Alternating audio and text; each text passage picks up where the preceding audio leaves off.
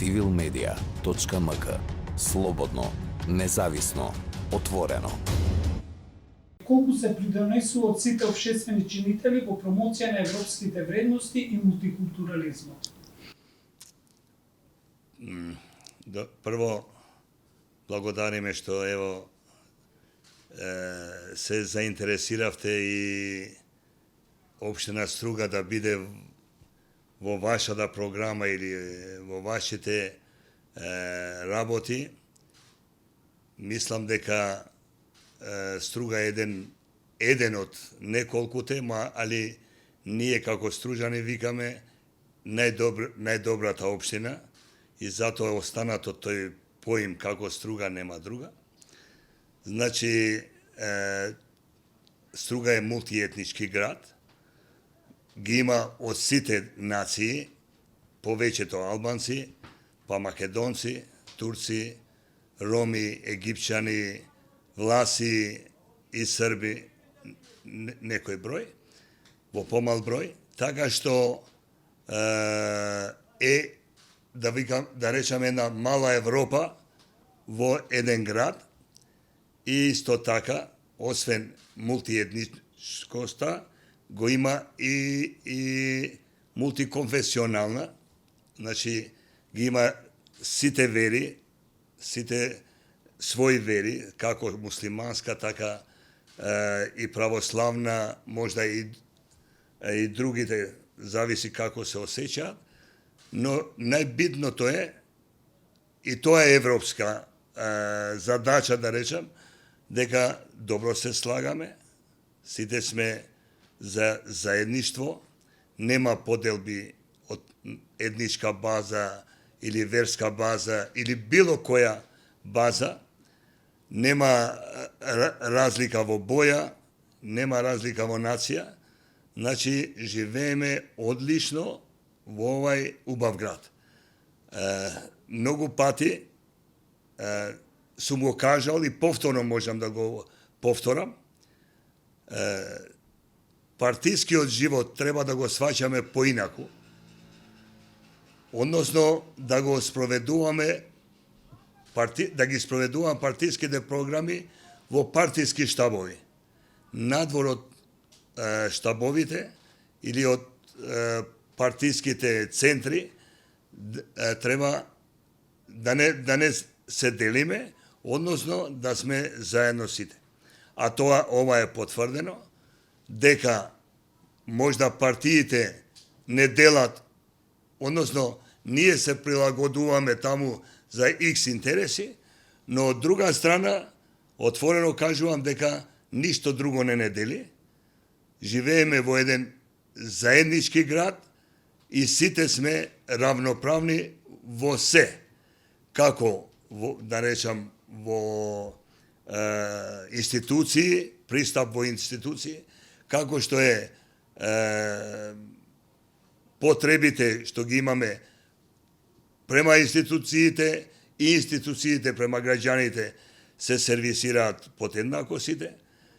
Исто така, вработувања не по партиска линија, него по меритокрација и не разликуваме, односно не правиме поделби, него го применуваме процентуалниот дел со тоа што секогаш гледаме тоа што може во тој дел да допринесува што повеќе. И од многу отворено можам да кажам, ова што викам дека нема поделби од етничка или верска база, ова се гледа најмногу и во приватниот сектор, во приватни компании, каде што тврдам, а вие сигурно можете тоа да го проверите, дека не се разликува, односно не се примаат, ако компанија е на албанец, да се примаат само албанци, него можда во некои компании ги има и повеќе македонци и други него албанци, што е многу добро за нашиот заеднички живот тука, а од друга страна, отворено кажувам, дека не се прави разлика ни во кафичи, ни во ресторани, ни во хотели, не како некое време албанците одеа во албански локали или ресторани, или македонците само во македонски, каде газдата бил македонец. Тоа веќе го нема и тоа е едно големо постигнување. Сега не сакам да се фалам дека го створивме ние, можда и времето го створивме, но ние како локална самоуправа створивме амбиент за таа работа.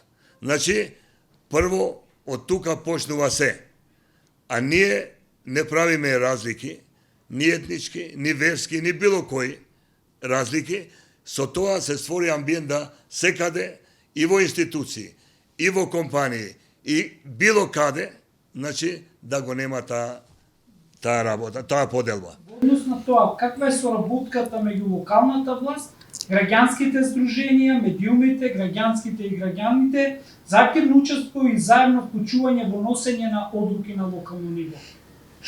Прво, значи, треба едно да сватиме.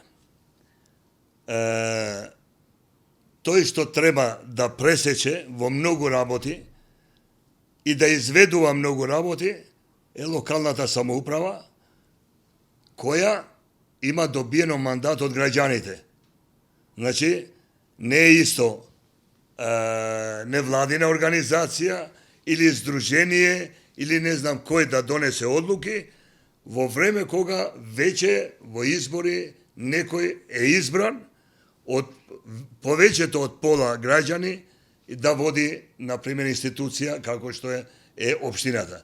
И сега, во се, ако ние ги прашуваме граѓаните, односно ги прашуваме невладините, ги прашуваме здруженијата, кај ќе стигнеме за работи кои не се нивна работа. Ние ќе ги прашаме истите и ќе се вклучат во одлуки за изведување на проекти, кога е во прашање интерес на здружение, на невладина организација или било кое друго мислам група на граѓани кои навистина ги тангира еден проблем. Тогаш сигурно се вклучува и општината, и градоначалникот, и мислам професионалци од општината во тој домен, така што тука се прашуваат и нема да изведуваме работи без да имаме конечно разбирање од сите. Сигурно дека сте слушнале некои работи ги изведуваме по наш терг, затоа што имаме план за тоа, имаме проект за тоа и понекоја ни се јавуваат и напади од здруженија, односно и од невладини и така натака, но мислиме дека секоја не треба да го земеме во предвид нивниот, како да речам, нивното делување. Прво, кога изведуваме проект, се слушаме со граѓаните од таа улица, од тоа населено место, од, да речеме, проект каде ги тангира прво тие поблиските. Например, ако изведуваме на улица, сигурно дека граѓаните кои живеат во таа улица се тие првите кои треба да дават амин за изведување на работи, со тоа што ние стално треба да им укажеме што се работи. Мора да се информирани во целост, за да во тој поглед нема проблеми. И за сега од такви проблеми скоро ги немаме, иако има доста, како да речам, музички желби во наводници, но треба да се убедуваме, ние сме на терен секогаш во такви случаеви. Но, за жал, многу невладини, отворено ќе го речам, кои не му го сакат доброто во наводници на ова струга, напаѓаат без аргументи, многу здруженија исто така.